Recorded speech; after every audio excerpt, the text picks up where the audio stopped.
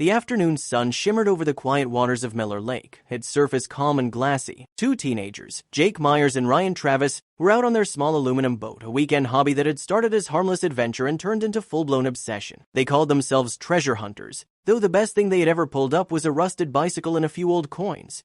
But that day was different. Jake leaned over the boat, his grappling hook sinking deep into the lake. "Feels heavier than usual," he muttered, gripping the rope tight. Ryan helped him pull, but the line refused to budge. Whatever it had caught was massive, too heavy, too solid. "Could be a log," Ryan guessed, wiping sweat from his forehead. "Logs don't have sharp edges," Jake replied. Curiosity got the better of them. Ryan reached into his backpack, pulling out a small waterproof camera fixed to a long pole, their makeshift underwater viewer. He lowered it carefully through the murky green water, eyes glued to the small screen.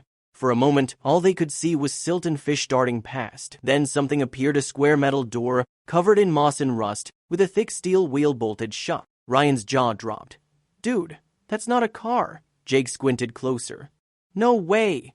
They zoomed in and there it was, faint but unmistakable, the armored plating of a security truck. For a long second, neither of them spoke. Then Jake grabbed his phone. "We need to call the sheriff, now."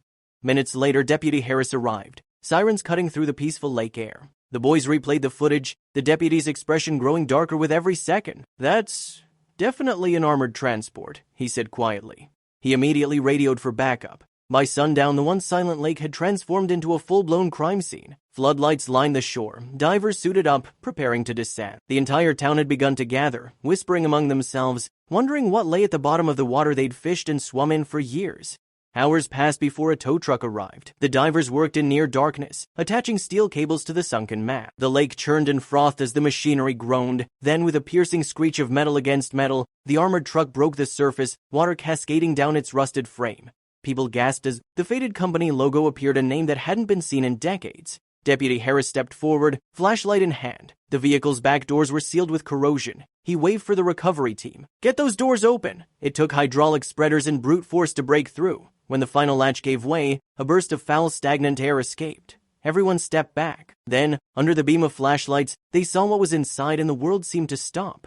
Flashlights pierced the darkness inside the armored truck, the air thick with the smell of rust and decay. The interior was half filled with lake water and silt, and at first, no one could make sense of what they were looking at.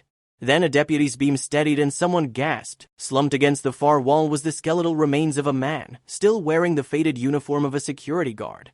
One bony hand clutched a rusted revolver, the other resting atop a decayed money bag. Around him, stacks of deteriorated cash bags were scattered, their fabric disintegrating but still revealing hints of old, waterlogged bills.